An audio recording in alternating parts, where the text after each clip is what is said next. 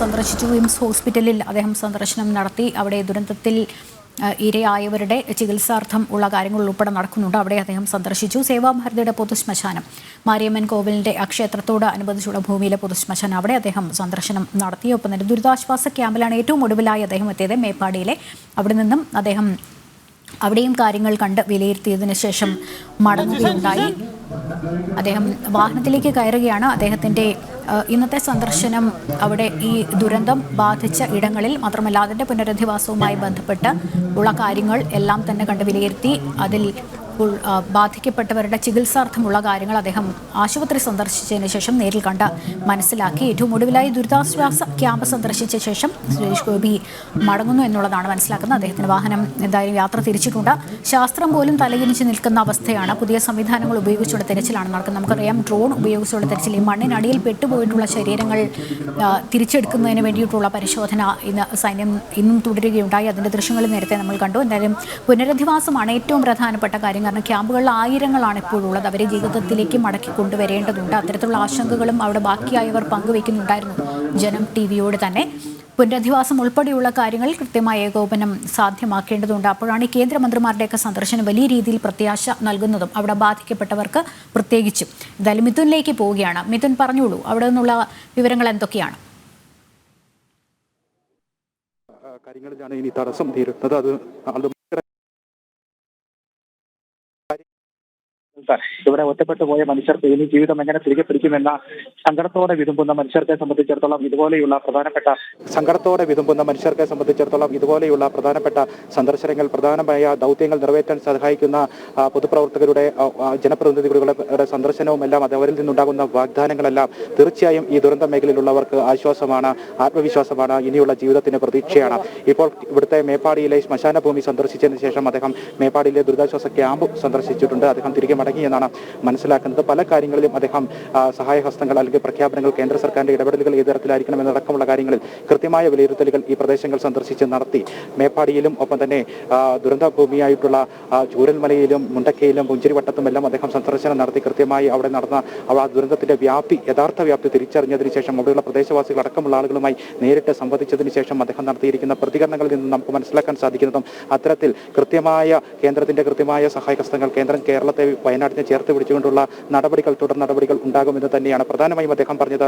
പുനരധിവാസവുമായി ബന്ധപ്പെട്ടുള്ള കാര്യങ്ങളുണ്ട്. പുനരധിവാസം പ്രധാന പ്രശ്നമായി നിലനിൽക്കുകയാണ്. ഇവിടെ ഒട്ടനവധി ആളുകളാണ് ഏകദേശം ക്യാമ്പുകളിലായി കഴിയുന്നത്. 90,000-ലധികം ആളുകൾ 90 ക്യാമ്പുകളിലായി കഴിയുന്നുണ്ട്. തിങ്ങി പാർക്കുകയാണ് ക്യാമ്പുകളിലെല്ലാം. ഇവരുടെയെല്ലാം പുനരധിവാസം എങ്ങനെ സാധ്യമാക്കും എന്നത് വലിയൊരു ആശങ്കയായി നിലനിൽക്കുകയും ചെയ്യുന്നു. നേരത്തെ മുഖ്യമന്ത്രി പറഞ്ഞത് പുനരധിവാസം കൃത്യമായ കൂടിയാലോചനകൾക്ക് ശേഷം കൃത്യമായ പദ്ധതികൾ ആലോചിച്ചതിന് ശേഷം പ്രാവർത്തികമാക്കും. അതിനുവേണ്ട നടപടികളുമായി മുന്നോട്ട് പോകും. അതുവരെ ഈ ക്യാമ്പ് നീട്ടാതെ നിവൃത്തിയില്ല എന്നുള്ള കാര്യമായിരുന്നു മുഖ്യമന്ത്രി നേരത്തെ പറഞ്ഞിരുന്നത്. അദ്ദേഹവും പറയുന്നുണ്ട്, സുരേഷ് ഗോപി ഇന്ന് പറയുന്നുണ്ട്, ഈ പുനരധിവാസം സംബന്ധിച്ച് കൃത്യമായ ആലോചനകൾക്ക് ശേഷം പുനരധിവാസം സാധ്യമാക്കും. അതിനുവേണ്ട നടപടികൾ മുന്നോട്ട് നീക്കും എന്നുള്ള കാര്യം സുരേഷ് ഗോപിയും പറഞ്ഞിരിക്കുന്നു. അത്തരത്തിൽ കേന്ദ്രവും സംസ്ഥാന സർക്കാരും ചേർന്ന് പ്രവർത്തിച്ചുകൊണ്ടുള്ള നടപടികൾ ഇനിയുള്ള ദിവസങ്ങളിൽ ഉണ്ടാകും. ഒരു മനുഷ്യനും ഒറ്റപ്പെട്ടു പോകില്ല. ഒരു മനുഷ്യനും വീടും സ്ഥലവും നഷ്ടപ്പെട്ട ഒരാൾക്കും തെരുവിൽ കഴിയേണ്ട അല്ലെങ്കിൽ ഒറ്റപ്പെട്ട് കഴിയേണ്ട അവസ്ഥ ഉണ്ടാവുകയല്ല. കേന്ദ്ര സർക്കാർ ഒപ്പമുണ്ട്, സംസ്ഥാന സർക്കാരിനും ഒപ്പമുണ്ട്.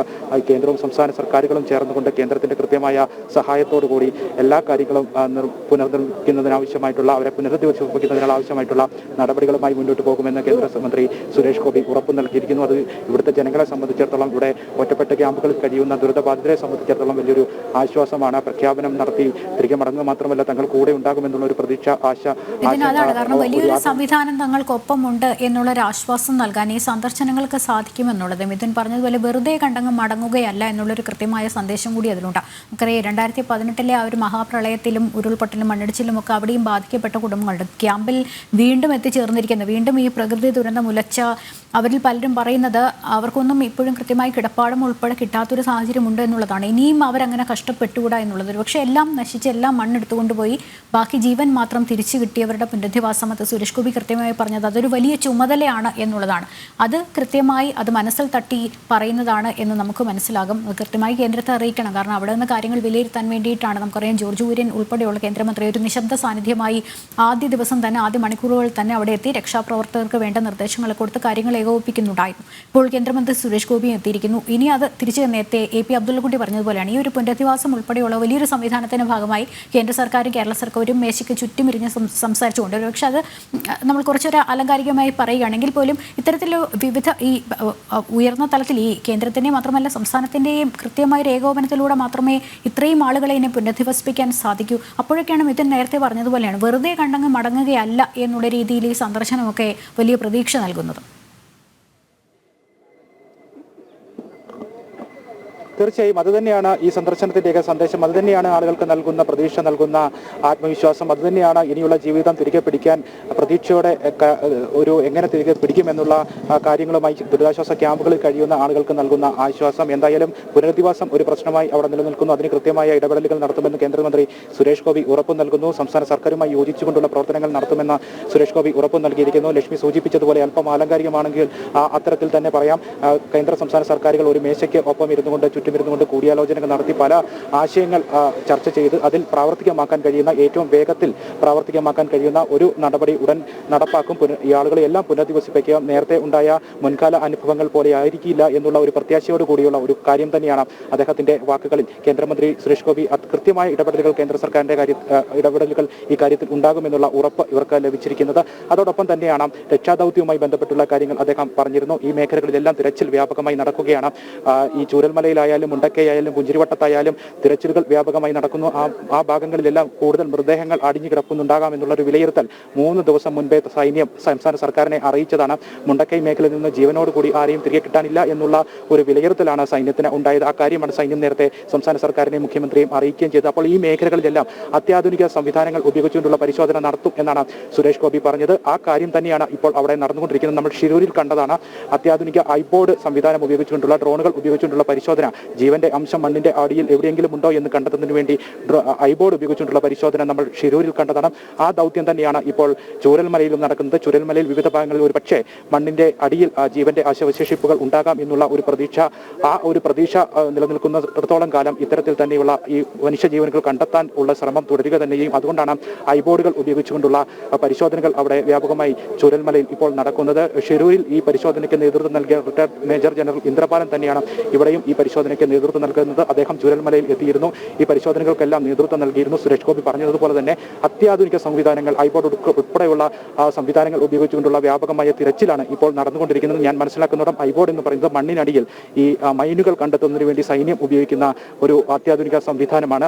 അതേ സംവിധാനം ഉപയോഗിച്ചുകൊണ്ട് ഏത് തരത്തിൽ മണ്ണിന്റെ അടിയിൽ മനുഷ്യജീവനുകൾ ഉണ്ടോ എന്ന് കണ്ടെത്താൻ ശ്രമിക്കുന്നതിനുള്ള ഒരു പരീക്ഷണാടിസ്ഥാനത്തിലുള്ള ഒരു ശ്രമം തന്നെയാണ് ഇപ്പോൾ ചൂരൽമലയിൽ നടന്നുകൊണ്ടിരിക്കുന്നത്. അതോടൊപ്പം തന്നെ വിവിധ മേഖലകളിൽ ചാലിയാർ പുഴയുടെ കൈവഴികളിൽ ചാലിയാർ പുഴ ഒഴുകിയെത്തുന്ന വനാന്തര മേഖലകളിലെല്ലാം അത്യാധുനിക ഡ്രോൺ സംവിധാനവും JCBയും ഹിറ്റാച്ചിയും അടക്കമുള്ള കാര്യങ്ങൾ കൂടുതലായി എത്തിച്ചുകൊണ്ട് പൂർണ്ണ സജ്ജമായ സൈന്യത്തിന്റെ നേതൃത്വത്തിൽ പരിശോധനകൾ വിപുലീകരിച്ചുകൊണ്ടിരിക്കുന്നു. അദ്ദേഹം പറഞ്ഞത് ശരിവെക്കുന്ന തരത്തിൽ ഇനിയുള്ള ദിവസങ്ങളിലും ദൗത്യം അവസാനിപ്പിക്കുന്നതുവരെയും അത്യാധുനിക സംവിധാനങ്ങൾ ഉപയോഗിച്ചുകൊണ്ടുള്ള പരിശോധന തുടരുക തന്നെ ചെയ്യും. ആ കാര്യം അദ്ദേഹം പറഞ്ഞത് അടിവരയിട്ടുകൊണ്ട് റിട്ടയർഡ് മേജർ ജനറൽ ഇന്ദ്രപാലിന്റെ നേതൃത്വത്തിൽ ഐബോർഡ് പരിശോധനകൾ ഈ ഭാഗങ്ങളിൽ കേന്ദ്രീകരിച്ചുകൊണ്ടിരിക്കുന്നു. അദ്ദേഹം പറഞ്ഞിരിക്കുന്ന പ്രധാനപ്പെട്ട കാര്യം ഈ സമയത്ത് ഇവരെ ചേർത്ത് പിടിക്കുന്നതിനുള്ള നടപടികളാണ് വേണ്ടത്. ഇവരെ ജീവിതം തിരികെ പിടിപ്പിക്കുന്നതിന്, കരുപിടിക്കുന്നതിന് ആവശ്യമായ കാര്യങ്ങളാണ് ഇവർക്ക് നൽകേണ്ടത്. മറ്റ് കാര്യങ്ങൾക്കൊന്നും ഈ ഒരു ഘട്ടത്തിൽ കാര്യമില്ല. ആ ഒരു രീതിയിലുള്ള പ്രതികരണങ്ങൾ അല്ലെങ്കിൽ ആ കാര്യത്തിലുള്ള നടപടികളൊന്നുമല്ല വേണ്ടത്. കൃത്യമായി ഈ ഒരു ജനതയെ കൂടെ ചേർത്ത് നിർത്തുന്നതിന്, അവരെ തോളോട് തോൾ ചേർന്ന് അവർക്ക് ആത്മവിശ്വാസം നൽകുന്നതിന് വേണ്ട കാര്യങ്ങളുമായി മുന്നോട്ട് പോകണം എന്നുള്ള കാര്യം സുരേഷ് ഗോപി ആവർത്തിച്ചു. ഒപ്പം തന്നെ ഈ ഒരു ദുരന്തം ദേശീയ ദുരന്തമാക്കി പ്രഖ്യാപിക്കുന്നതിനുള്ള നടപടികളുമായി മുന്നോട്ട് പോകുമെന്ന് സുരേഷ് ഗോപി പറഞ്ഞിട്ടുണ്ട്. അങ്ങനെ വിവിധ കാര്യങ്ങളിലുള്ള നടപടികൾ കേന്ദ്ര സർക്കാരിന്റെ ഭാഗത്തുനിന്ന് കൃത്യമായി ഉണ്ടാകും എന്നുള്ള പ്രഖ്യാപനങ്ങൾ നൽകിക്കൊണ്ടാണ് സുരേഷ് ഗോപി ഈ കേന്ദ്രമന്ത്രിയുടെ സന്ദർശനം ഇവിടെ ഉണ്ടായിരിക്കുന്നത്. ഒപ്പം തന്നെ നമുക്കറിയാം, ഈ ദുരന്തമുണ്ടായ ആ നിമിഷം മുതൽ ദുരന്തത്തിന്റെ ഓരോ മുഖങ്ങളിലുമെല്ലാം കൃത്യമായി ചേർന്ന് പ്രവർത്തിച്ചുകൊണ്ട് കേന്ദ്രമന്ത്രി ജോർജ് കുര്യനും ഉണ്ടായിരുന്നു. അദ്ദേഹത്തിന്റെ കൃത്യമായ റിപ്പോർട്ടുകൾ, അവലോകനങ്ങൾ, വിലയിരുത്തലുകളെല്ലാം പ്രധാനമന്ത്രിക്ക് ലഭിക്കുന്നുണ്ട്, പ്രധാനമന്ത്രിയെ അറിയിക്കുന്നുണ്ട്. ആ ഒരു പശ്ചാത്തലമുണ്ട്. അതോടൊപ്പം തന്നെയാണ് കേന്ദ്രമന്ത്രി സുരേഷ് ഗോപി കൂടി ഇവിടെ എത്തിയിരിക്കുന്നത്. ഈ രണ്ട് മന്ത്രിമാരുടെയും പ്രവർത്തനങ്ങൾ, കേന്ദ്രമന്ത്രിമാരുടെ ഇടപെടലുകൾ, കേന്ദ്രമന്ത്രിമാരുടെ വിലയിരുത്തലുകളെല്ലാം കൃത്യമായി കേന്ദ്ര സർക്കാരിന് ലഭിക്കുന്നു, പ്രധാനമന്ത്രിക്ക് ലഭിക്കുന്നു. അതിന്റെ അടിസ്ഥാനത്തിൽ ഈ പറഞ്ഞിരിക്കുന്ന വാഗ്ദാനങ്ങൾ, ഈ പറഞ്ഞിരിക്കുന്ന പ്രഖ്യാപനങ്ങൾ, സുരേഷ് ഗോപി ഇപ്പോൾ പറഞ്ഞിരിക്കുന്ന കാര്യങ്ങളെല്ലാം എത്രയും വേഗം തന്നെ നടപ്പിൽ വരുത്തും. പുനരധിവാസം അടക്കമുള്ള കാര്യങ്ങൾ അടുത്ത ദിവസങ്ങളിൽ അല്ലെങ്കിൽ അടുത്ത ഉടൻ തന്നെ അധികം വൈകാതെ തന്നെ നടപ്പിൽ വരുത്തും എന്നുള്ള പ്രതിഷാവഹമായ കാര്യങ്ങൾ തന്നെയാണ് നമുക്ക് അറിയാൻ സാധിക്കുന്നത്. എന്തായാലും വിഷയത്തിൽ കൂടുതൽ പഠനം നടത്തുമെന്ന് സുരേഷ് ഗോപി പറയുന്നുണ്ട്. അദ്ദേഹം പറഞ്ഞിരുന്നു, ശാസ്ത്രം പോലും തോറ്റുപോകുന്ന ഒരു തലകുനിച്ചു നിൽക്കുന്ന ഒരു അവസ്ഥയാണ് ഇവിടെ എന്നുള്ളത്. നമ്മൾ നേരത്തെ കണ്ടതാണ്, മണ്ണിനടിയിൽ തെർമോ സ്കാനർ ഉപയോഗിച്ച് ജീവന്റെ ഒരംശം ശേഷിക്കുന്നുണ്ടോ എന്നറിയാൻ വേണ്ടി വ്യാപകമായ തിരച്ചിൽ നടത്തിയ ഒരു സംഭവം നമ്മൾ കണ്ടതാണ്. മണിക്കൂറുകൾ പ്രതീക്ഷ നൽകിയ ഒരു സംഭവമായിരുന്നു, ഒരു കാഴ്ചയായിരുന്നു. ദുരന്തഭൂമിയിൽ നിന്ന് ദുരന്ത വാർത്തകൾ റിപ്പോർട്ട് ചെയ്യുമ്പോൾ ദുരന്തഭൂമിയിൽ നിന്ന് ദുരന്ത വാർത്തകൾ മാത്രം കണ്ട് മനസ്സുമടുത്തിരിക്കുന്ന പ്രേക്ഷകർക്ക് മുൻപിൽ ഏകദേശം 2 മണിക്കൂറോളം കഴിഞ്ഞ ദിവസം മണ്ണിനടിയിൽ തെർമോ സ്കാനർ ഉപയോഗിച്ച് നടത്തിയ പരിശോധനയിൽ ജീവോച്ഛ്വാസത്തിന്റെ സാന്നിധ്യമുണ്ടെന്ന് കണ്ടെത്തുകയും പിന്നീട് വ്യാപകമായ തിരച്ചിൽ ഈ പ്രദേശം കേന്ദ്രീകരിച്ചുകൊണ്ട് നടത്തുകയും എല്ലാം ചെയ്തത് നമ്മൾ കണ്ടതാണ്. പക്ഷേ ശാസ്ത്രം പോലും പരിശോധനകൾ ഉണ്ടല്ലോ അല്ലേ? കാരണം ഒരുപക്ഷെ ഈ മഹാദുരന്തത്തിന്റെ 6ാം നാൾ ഇനിയും ഒരു അതിജീവനത്തിന്റെ അവശേഷിപ്പുകൾ ഉണ്ടോ എന്നുള്ളത് അന്വേഷിച്ചുകൊണ്ടുള്ള പരിശോധന വീണ്ടും തുടരുകയാണല്ലോ. ഈ 6 സെക്ടറുകളായി തിരിച്ചു തന്നെയാണോ പരിശോധന, അതോ ഈ പരിശോധന നടത്തുന്ന ഇടങ്ങളുടെ എണ്ണം ചുരുങ്ങിയിട്ടുണ്ടോ? ഈ ചാലിയാർ എന്തായാലും ഉണ്ടെന്ന് മനസ്സിലാകുന്നു, 2 ഭാഗങ്ങളിലായി തിരച്ചിൽ നടത്തുന്നുണ്ട്. മാത്രമല്ല ഏറ്റവും അധികം ബാധിക്കപ്പെട്ട തുടച്ചു നീക്കപ്പെട്ട മുണ്ടക്കയിലോ തന്നെ പുഞ്ചിരിമട്ടത്തും തിരച്ചിൽ നടക്കുന്നുണ്ടെന്ന് അറിയുന്നു. ഇന്ന് മറ്റേതെല്ലാം പ്രദേശങ്ങളിലാണ് തിരച്ചിൽ നടക്കുന്നത്? ഈ അത്യാധുനിക സംവിധാനങ്ങൾ നമ്മൾ ഈ പറഞ്ഞ പോലെ റഡാർ ഉൾപ്പെടെ ഉപയോഗിച്ചുള്ള പരിശോധന, ഡോഗ് സ്ക്വാഡിനെയൊക്കെ കൊണ്ടുള്ള പരിശോധന എവിടെയൊക്കെയാണ് നടക്കുന്നത്?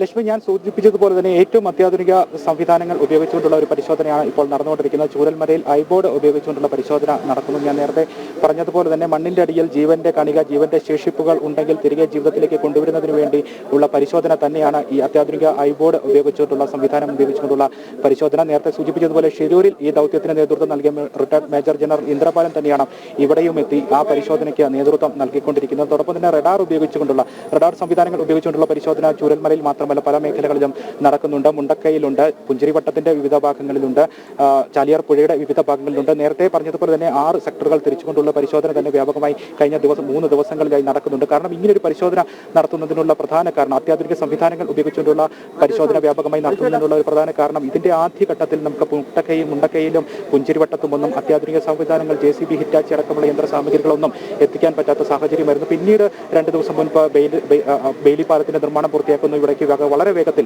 അത്യാധുനിക സംവിധാനങ്ങൾ JCB, ഹിറ്റാച്ചി അടക്കം എത്തിക്കാൻ സാധിക്കുന്നു. ഈ രക്ഷാദൗത്യം കൂടുതൽ ത്വരിതഗതിയിലാക്കാൻ സാധിക്കുന്നു. കൂടുതൽ മൃതദേഹങ്ങൾ മുണ്ടക്കൈ മേഖലയിൽ ഉണ്ട് എന്നുള്ള വിലയിരുത്തൽ സൈന്യം നേരത്തെ തന്നെ നടത്തുന്നു. മുണ്ടക്കയിലെ കോൺക്രീറ്റ് കെട്ടിടങ്ങൾ വീടുകൾ ഒരുപാടുള്ള മേഖലയാണ്. ആ കോൺക്രീറ്റ് കെട്ടിടങ്ങൾക്ക് മുകളിലേക്ക് മലവെള്ളപ്പാച്ചിൽ ഒഴുകിയെത്തി പാറക്കെട്ടുകൾ കോൺക്രീറ്റ് കെട്ടിടങ്ങളിൽ തട്ടി ഈ കെട്ടിടങ്ങളെല്ലാം ഇടിഞ്ഞു താഴേക്ക് നിലം പതിക്കുകയും കെട്ടിടങ്ങൾക്കടിയിൽ മൃതശരീരങ്ങൾ അടിഞ്ഞുകൂടാനും ഈ കെട്ടിടങ്ങൾക്ക് മുകളിലേക്ക് മണ്ണ് ഒലിച്ചിറങ്ങി വലിയ മണ്ണൽ കൂനക തന്നെ ഈ കെട്ടിടത്തിന്റെ മുകളിൽ കാണപ്പെടാനും ഈ ഒരു പ്രദേശത്തിന്റെ ഭൂമിശാസ്ത്രം വരെ മാറിപ്പോകുന്ന തരത്തിലായിരുന്നു ഈ ഒരു മണ്ണൊലിച്ചൽ ഉണ്ടായത്. അപ്പോൾ ഈ മണ്ണിന് അടിയിൽ, കോൺക്രീറ്റ് പാളികൾക്കടിയിൽ മനുഷ്യ ശരീരങ്ങൾ ഉണ്ടാകാനുള്ള ഒരു സാധ്യതയാണ് സൈന്യം നേരത്തെ വിലയിരുത്തിയത്. അത് പ്രധാനമായും 2 പ്രദേശങ്ങളിലാണ്, ഒന്ന് മുണ്ടക്കയും മറ്റൊന്ന് പുഞ്ചിരിവട്ടത്തും. ഈ 2 മേഖലകളിലും ഇങ്ങനെ മനുഷ്യ ശരീരങ്ങൾ കോൺക്രീറ്റ് പാളികൾക്കും ഏറ്റവും അടിയിലായി ഉണ്ടാകാനുള്ള സാധ്യതയുണ്ട്. അപ്പോൾ വ്യാപകമായ തിരച്ചിൽ നടത്തിയാൽ മാത്രമേ, ശ്രമകരമായ ഒരു ദൗത്യം നടത്തിയാൽ മാത്രമേ മുണ്ടക്കയിൽ നിന്നും പുഞ്ചിരിവട്ടത്തു നിന്നും ഈ മൃതദേഹങ്ങൾ കണ്ടെത്താൻ സാധിക്കുകയുള്ളൂ. ഇങ്ങനെ ഒരു തിരച്ചിൽ 2 ദിവസം നടത്തിയെങ്കിലും ഈ മേഖലയിൽ നിന്നും കൂടുതലായി മൃതദേഹങ്ങളുടെ ഭാഗങ്ങളോ ഒന്നും കണ്ടെത്താൻ സാധിക്കാത്ത സാഹചര്യമായിരുന്നു. പ്രധാനമായും ചൂരൽമലയിൽ നിന്നും ചാലിയാർ പുഴയിൽ നിന്നുമാണ് മൃതദേഹങ്ങൾ കഴിഞ്ഞ ദിവസങ്ങളിൽ കൂടുതലായി ലഭിച്ചത്. ഇങ്ങനെ ലഭിക്കുന്ന മൃതദേഹങ്ങളിൽ പലതും കൈയും കാലും വേർപെട്ട ചിഹ്ന ഭിന്നമായി പോയ അവസ്ഥയിലുമായിരുന്നു. വനമേഖലകൾ കേന്ദ്രീകരിച്ചുള്ള പരിശോധന കഴിഞ്ഞ 2-3 ദിവസങ്ങളിലായി നടക്കുന്നുണ്ട്. കാരണം ചാലിയാർ പുഴയിലൂടെ കിലോമീറ്ററുകൾ അപ്പുറത്തേക്ക് മൃതദേഹങ്ങൾ ഒഴുകിയെത്തുന്ന കാഴ്ച നമ്മൾ കണ്ടതാണ്. ആ കാര്യങ്ങളൊക്കെ നമ്മൾ വാർത്തകളിലൂടെ കേട്ടതാണ്. കാരണം അത്രയും ദൂരത്തേക്ക് ഈ മൃതദേഹങ്ങൾ ഒഴുകി പോകാമെങ്കിൽ ഈ ചാലിയാർ പുഴ അവസാനിക്കുന്ന പല വനമേഖലകളിലും, നിലമ്പൂർ, പോത്തുങ്കൽ ഭാഗത്തുള്ള വനമേഖലകളിലേക്ക്, മലപ്പുറം ജില്ലയുടെ അതിർത്തി പ്രദേശത്തേക്ക് വരെ മൃതദേഹങ്ങൾ എത്താനുള്ള ഒരു സാധ്യത കണക്കിലെടുത്തുകൊണ്ട് ആ പ്രദേശങ്ങൾ, വനമേഖലകൾ കേന്ദ്രീകരിച്ചുകൊണ്ടുള്ള പ്രദേശങ്ങൾ വ്യാപകമായി തന്നെ നടക്കുന്നുണ്ട്. ചാലിയാർ പുഴയിൽ പല ഭാഗങ്ങളിലും പുഴയുടെ ഇരുവശങ്ങളിലേക്കും വടം കെട്ടി ആ വടത്തിൽ ഇറങ്ങി പുഴയിലേക്ക് എത്തി പരിശോധനകൾ നടത്തുന്ന സൈന്യത്തെയാണ് നമ്മൾ ഇപ്പോഴും കാണുന്നത്. അങ്ങനെയുള്ള തിരച്ചിൽ പല ഭാഗങ്ങളിലും നടക്കുന്നുണ്ട്. നായയുടെ മനുഷ്യ ശരീരം തിരിച്ചറിയാൻ സാധിക്കുന്ന നായയുടെ സഹായത്തോടു കൂടിയുള്ള പരിശോധനകൾ വ്യാപകമായി നടക്കുന്നുണ്ട്. അങ്ങനെ വിവിധ മേഖലകൾ കേന്ദ്രീകരിച്ചുകൊണ്ടുള്ള എവിടെയൊക്കെ പരിശോധനയ്ക്ക് സാധ്യതയുണ്ടോ അവിടെയെല്ലാം കേന്ദ്രീകരിച്ചുകൊണ്ടുള്ള പരിശോധനകളാണ് നടക്കുന്നത്. ഈ പുഞ്ചക്കയും മുണ്ടക്കയുമായി ബന്ധപ്പെട്ട് അടുത്തുള്ള വയനാടിന്റെ വിവിധ ഭാഗങ്ങളിൽ അടുത്തുള്ള പുഞ്ചക്കയും മുണ്ടക്കയും ഒക്കെ അടുത്തറിയാവുന്ന ആളുകളുടെ സഹായവും ഇതിനുവേണ്ടി തേടുന്നുണ്ട്. കാരണം ഏതൊക്കെ പ്രദേശത്താണ് കടകൾ ഉള്ളത്, ഏതൊക്കെ പ്രദേശത്താണ് വീടുകൾ ഉള്ളത്, എവിടേക്കാണ് കെട്ടിടങ്ങൾ, കോൺക്രീറ്റ് കെട്ടിടങ്ങൾ എവിടേക്കാണ്, ഓടുമെഞ്ഞ കെട്ടിടങ്ങൾ എവിടേക്കാണ് എന്ന് കണ്ടുപിടിച്ച് അതിന് അടിയിൽ ഈ കെട്ടിടങ്ങൾ തകർന്നു കിടക്കുന്നതിനടിയിൽ മൃതശരീരങ്ങൾ ഉണ്ടോ എന്ന് തിരിച്ചറിയുന്നതിന് വേണ്ട തിരച്ചിലുകൾ നടത്തുന്നതിന് ഈ പ്രദേശവുമായി ബന്ധപ്പെട്ട് കിടക്കുന്ന നാട്ടുകാരുടെ സേവനം ആവശ്യമാണ്. അപ്പോൾ അവരോട് കൃത്യമായി ഈ ദൗത്യത്തിലുള്ളവർ കാര്യങ്ങൾ ആരായുന്നുണ്ട്. എവിടേക്കാണ് ഈ കെട്ടിടങ്ങൾ ഉള്ളത്, എവിടേക്കാണ് മനുഷ്യവാസം കൂടുതലായി ഉള്ളത്, ഈ മനുഷ്യവാസം ഉള്ള വീടുകൾ കോൺക്രീറ്റ് ആണോ, ഓടുകൾ മേഞ്ഞതാണോ എന്നതടക്കമുള്ള കാര്യങ്ങൾ ചോദിച്ചറിഞ്ഞുകൊണ്ടുള്ള ഒരു പരിശോധന തന്നെയാണ് നടക്കുന്നത്. എന്തായാലും രക്ഷാദൗത്യം പുരോഗമിച്ചുകൊണ്ടിരിക്കുന്നു. പല ഭാഗങ്ങൾ കേന്ദ്രീകരിച്ചുകൊണ്ടുള്ള പരിശോധനകൾ നടക്കുന്നു. റഡാർ സംവിധാനങ്ങൾ ഉപയോഗിച്ചുകൊണ്ടുള്ള പരിശോധന നടക്കുന്നു. മണ്ണിനടിയിൽ ഏതെങ്കിലും മനുഷ്യ സാന്നിധ്യമുണ്ടോ എന്ന് തിരിച്ചറിയുന്നതിനുള്ള പരിശോധനകൾ വിപുലമായി തന്നെ നടക്കുന്നു. പുഴ കേന്ദ്രീകരിച്ചുകൊണ്ടുള്ള പരിശോധനകൾ നടക്കുന്നു. പുഴയുടെ കൈവഴികൾ കേന്ദ്രീകരിച്ചുകൊണ്ടുള്ള പരിശോധനകൾ നടക്കുന്നു. വനമേഖലകൾ കേന്ദ്രീകരിച്ചുകൊണ്ടുള്ള പരിശോധനകൾ നടക്കുന്നു. അങ്ങനെ വ്യാപകമായി തിരച്ചിൽ നടത്തിക്കൊണ്ട് പരമാവധി മൃതദേഹങ്ങൾ കണ്ടെത്തുക എന്നുള്ള ദൗത്യം തന്നെയാണ്. കാരണം മൃതദേഹങ്ങൾ കണ്ടെത്തിയാൽ മാത്രമേ ഉള്ളൂ ഈ ഒരു ദുരന്തത്തിന്റെ വ്യാപ്തി ഔദ്യോഗികമായി മുന്നോട്ട് വെക്കാൻ പറ്റുള്ളൂ. കാണാതായവരുടെ എണ്ണം അതിൽ ഒരു ഉറപ്പ് ലഭിക്കണമെങ്കിൽ അവർ ഇനിയും ജീവനോടെ ഉണ്ടോ എന്നുള്ളത് പക്ഷേ ദുരന്തത്തിൻ്റെ 6ാം നാളാണ്. അങ്ങനെയുള്ള പ്രതീക്ഷകളൊന്നും അവശേഷിക്കുന്നില്ല എങ്കിൽ പോലും തിരച്ചിൽ ജീവന്റെ ശേഷിപ്പുകൾ അല്ലെങ്കിൽ മണ്ണിനടിയിൽ ആഴത്തിൽ പൊതിഞ്ഞുപോയ ശരീരങ്ങൾ കണ്ടെത്താനുള്ള തിരച്ചിലാണ് ദുരന്തത്തിൻ്റെ 6ാം നാൾ നടക്കുന്നത്. മാത്രമല്ല അതിജീവനത്തിൻ്റെ 6ാം നാൾ കൂടിയാണ്. ദുരന്തത്തിൽ ബാക്കിയായവർക്ക് വേണ്ടിയിട്ട് ഉള്ള പരിചരണം, മാനസികാരോഗ്യ പിന്തുണ, പരിചരണം ഉൾപ്പെടെയുള്ളവ ഉറപ്പാക്കാൻ വേണ്ടി ഈ ഒരു രക്ഷാപ്രവർത്തനം അല്ലെങ്കിൽ അവിടെയുള്ള അത്തരം കാര്യങ്ങൾ അതിൻ്റെ 2ാം ഘട്ടത്തിലേക്ക് കൂടി കടക്കുന്നുണ്ട്. മാത്രമല്ല കുഞ്ഞുങ്ങളുടെ മുടങ്ങിക്കിടക്കുന്ന വിദ്യാഭ്യാസവും എത്രയും പെട്ടെന്ന് വീണ്ടും പുനരാരംഭിക്കേണ്ടതുണ്ട്. അതിൻ്റെ എല്ലാം ആവശ്യകതയുണ്ട്. അതുമായൊക്കെ ബന്ധപ്പെട്ടുകൊണ്ട് യോഗങ്ങളും നിർണായക യോഗങ്ങളൊക്കെ ചേരുകയാണ്. എന്തായാലും ഇന്ന് മുണ്ടക്കൈ പുഞ്ചിരിമഠം പ്രദേശങ്ങളൊക്കെ തിരച്ചിൽ നടക്കുന്നു. ഇതിൻ പറഞ്ഞ പോലെ ചാലിയാറിൻ്റെ 2 ഭാഗങ്ങളിലായി തിരച്ചിൽ നടക്കുന്നു. പുഞ്ചിരിമഠത്തെ പുഴ കേന്ദ്രീകരിച്ച് അവിടെ രൂപപ്പെട്ടുള്ള പുതിയ മൺതിട്ടകൾ കേന്ദ്രീകരിച്ചും അന്വേഷണമുണ്ട്. അത് ശാസ്ത്രത്തിൻ്റെ ഏറ്റവും പുതിയ സാങ്കേതിക വിദ്യകൾ ഉപയോഗിച്ചുകൊണ്ട് റഡാർ ഒക്കെ ഉപയോഗിച്ചുകൊണ്ടുള്ള പരിശോധനയാണ് നടക്കുന്നത് എന്നുള്ളത്. മിഥുനാണ് വിവരങ്ങൾ നൽകിക്കൊണ്ടിരുന്നത്. ഇടവേളയ്ക്ക് ശേഷം പെട്ടെന്ന് ഈ വാർത്തകളിലേക്ക് തന്നെ മടങ്ങിയെത്താം. ഇടവേള.